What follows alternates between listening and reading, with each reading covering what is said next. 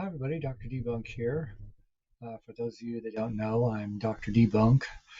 My real name is Dr. Martin Filippino, but I made Dr. Debunk to debunk medical myths, garbage, and crap spread by doctors and other health professionals. um, it's a difficult thing these days to find medical truth in the world because medicine is very heavily slanted towards drug therapies and promoting the bottom line of drug companies, I suppose.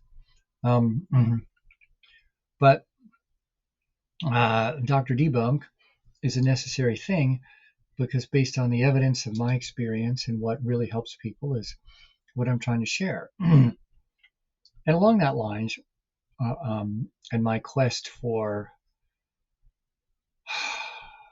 30 of my 40 years as a doctor, my quest has been to understand human health.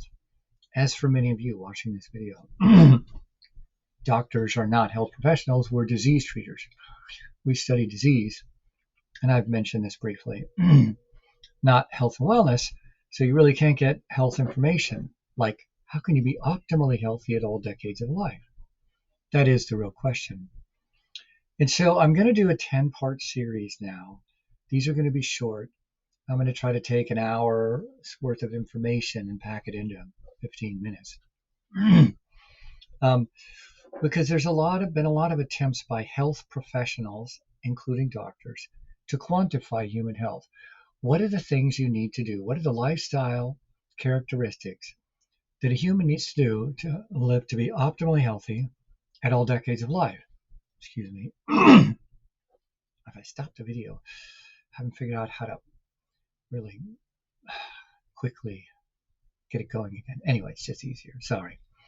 But you can all see I don't care about looks. I'm an ugly old Italian, and that's it.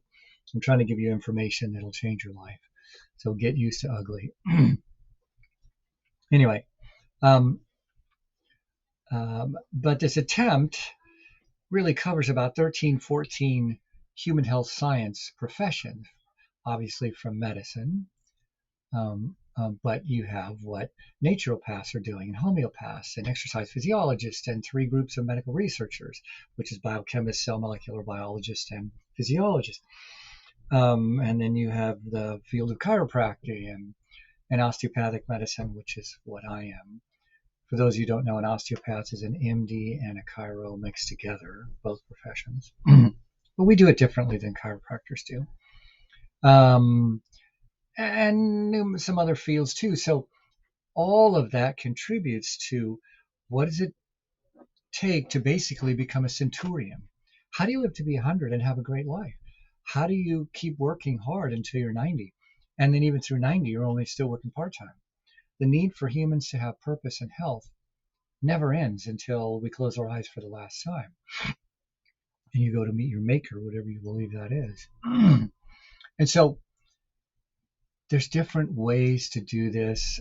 I have taken bits from a number of other health professionals and created my own. And it's called Optimal Health Training and Education. What is everything you need to know as my patient or as a person to be optimally healthy at all decades of life? And I've talked extensively about this.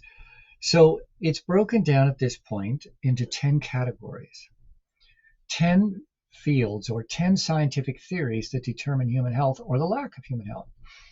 And I've done some old videos, but I can't seem to find them now, so we're going to do it over.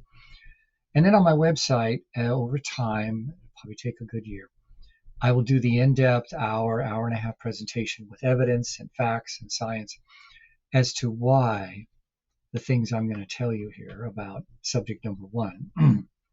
And so there's 10 fields that contribute to human health. And it goes like this. And these are scientific theories based on actual science and many decades of doctors and other health professionals observing humans and seeing who's healthy and who's not, and what kind of life you have to live to get it. So the first theory is the inflammatory theory of aging. Well, it's not the first. They're all equally important.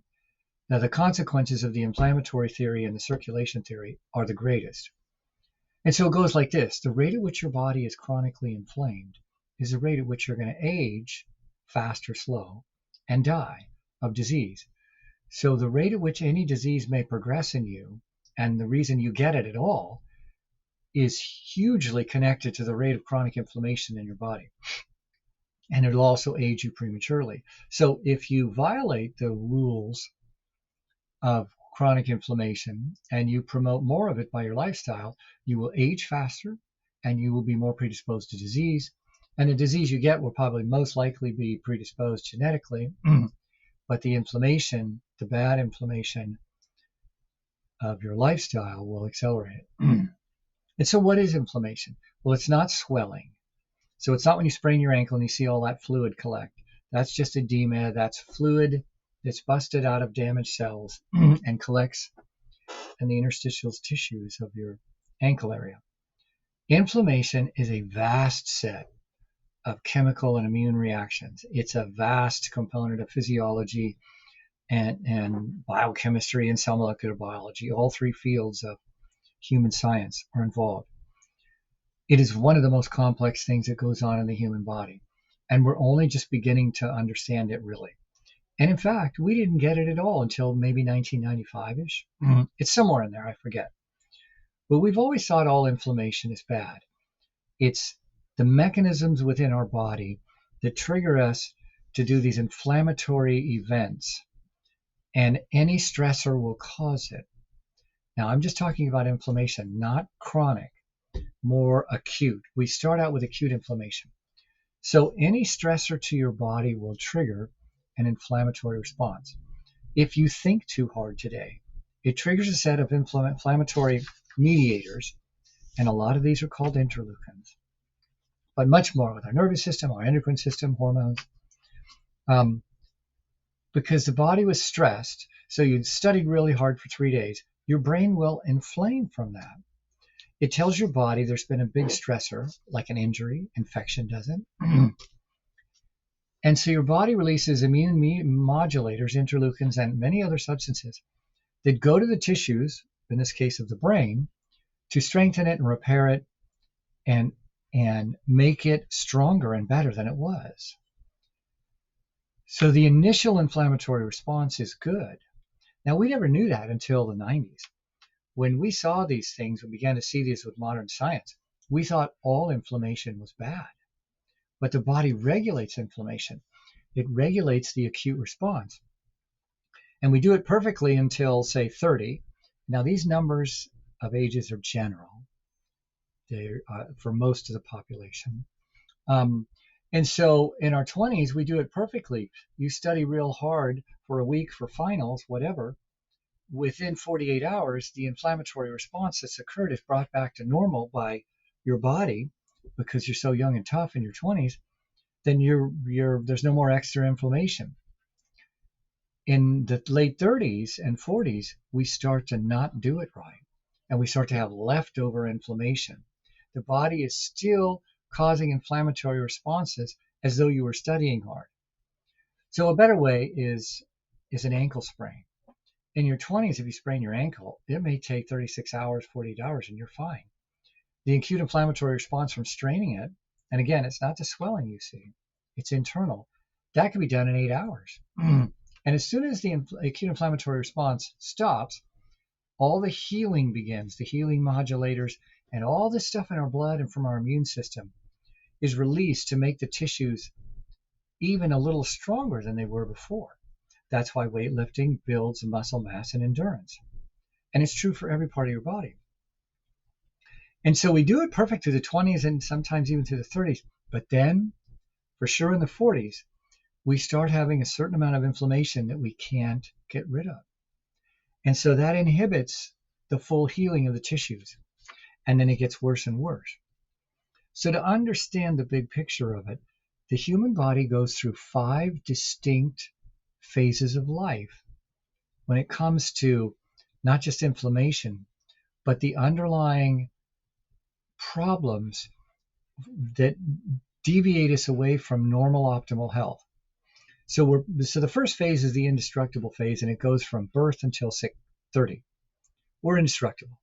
I mean, you go mash yourself at 25, you're better in a day or two, and you go mash again. It doesn't matter. Men, women.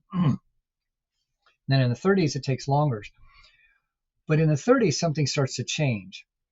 So we're perfect up until 30. And again, these are general numbers. People can have, I mean, if you're going to start doing crack cocaine and wild stuff and booze and be married and have 3 girlfriends anyway, I mean, you will accelerate this stuff 5 to 10 years. But for normal people, in our 30s, we start to have problems with oxidation control. And I'm not going to talk about that in this one. But the human body is an oxidation reduction machine. We oxidize things to turn them on, enzymes especially, and reduce them to turn them off, and vice versa. But we are losing the battle of oxidation. Modern technology is killing us with massive amount of toxins and oxidizers, all these chemicals and poisons and all this byproducts of a technology that we love.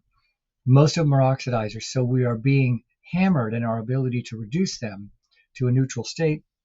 And that's why you hear all about antioxidants and blah, blah, blah. And I'll get into that. But it's not a medicine thing because we can't change people by changing your oxidation reduction status. It's complex. There's at least 3 blood tests you have to do to even get an idea of your redox state. So it's not a practical thing. But we're losing. And so the oxidation does affect our enzyme systems and multiple others. So now you sprain your ankle like you did at 25 at 35, say the other ankle, and it takes 3 times longer to get better. So it does affect healing, but still you're 100%. But the 40s is the big change. The 40s is when we start to have problems totally stopping the inflammatory response. And so now the ankle sprain at 45 is a very different movie. You never fully resolve the inflammation. It could take you 3 to 4 weeks to get over this ankle sprain, but your ankle's never quite the same. And I got one of those ankles that's never quite the same because I'm a crazy motorcycle racing psycho. I was a psycho sports guy from hang gliding to trying to kill myself with hang gliders and all this other motorcycle racing and quads and whatever way I could smash my body. And so I got multiple bum parts in my body. And we're going to talk about how to reduce inflammation in the upcoming videos. But anyway, for now, so now at 45, you finally get over the ankle sprain, but it still bites you. Every once in a while, you move a certain way and it gives you a zinger. You can sprain it a little bit easier. It's like it never fully healed. And it didn't. It never fully healed. Because you have a residual amount of inflammation that stops the full healing. And that will cause scar tissue to form. And so now the ankle is permanently compromised, maybe 5%, maybe 10%. And this is what athletes experience as they go through their careers. And they are causing accelerated scar tissue from the football players especially. And that's why a pro football player, I think they get 10 years. And their body's decimated. They are decimated from it. And so, well, for the average person, and this is what we don't get, we regulate inflammation. Our body has vast control systems that we don't really understand. And it's a huge area of research now. Since the 90s, when we had this breakthrough in 95 or somewhere in there, I forget, where we realized, oh, all inflammation is not bad. Acute inflammation is a regulatory healing process. It's when it doesn't go away fully, chronic inflammation is what's bad. And so it's gone wild, and it's gone wild in the scientific research papers. I look at some of these papers and they're so complex. It's all lab rat research stuff that can finally make it into clinical practice. But and I will be updating myself, looking at what else have they discovered about regulatory mechanisms for chronic inflammation. Because my interest is always the natural way. And I'm going to talk to you about the most amazing anti-inflammatory that's ever been studied by medicine and non-medicine alike. It's called resveratrol. But anyway, so then that's the third phase. Remember, I started with saying there's 3 phases of life. We're indestructible. Number 2, the oxidation phase, where we start to lose control of oxidation, which is driving. If you have enough years of uncontrolled oxidation, you're going to cause uncontrolled inflammation. And the problem with inflammation is it's the driving force for all disease. All disease is inflammatory, is driven by chronic inflammation, 50 to 100%. So some things, there are multiple other causes, but half of it is uncontrolled inflammation. Other things like pretty much dementia, pretty much brain disease, is a 90% chronic inflammation. If our brain cells were not get inflamed, they wouldn't get dementia. Now, that's not totally true. That's why I said 90%. But so, um, so we start to lose control in the 40s, and it gets worse in the 50s. And if you don't stop this process, the chronic inflammation will give you a disease in that organ. Every single organ is marching through these phases of life. And so the third phase of life is uncontrolled inflammation. So if you drink too much, you are accelerating the amount of inflammation in your liver, and you may not even get 20 years. The inflammation process takes 10 to 20 years to lead to disease, which is the fourth phase of life. And so that usually occurs for my generation. It would start in the late 50s or 60s, where now you're broken with disease. You have a heart attack, you have a stroke, you have kidney problems, permanent lung damage. Anything that's permanent is a disease. And what's driven it? Chronic inflammation. So now you see the importance. So if you can stop chronic inflammation, you stop disease before it even starts, to 50 to 100%. And so it's a huge thing. And so, but to finish this part, so when you have uncontrolled inflammation in, say, your liver, and if it's from booze, well, generally you're going to have 10 or so years of heavy drinking in your 40s, and you're toast. You're going to get liver cirrhosis and die. And so what happens is the disease, the fourth stage of life, leads to the final stage of life, which is stage number 5, obviously. And that's end stage degeneration.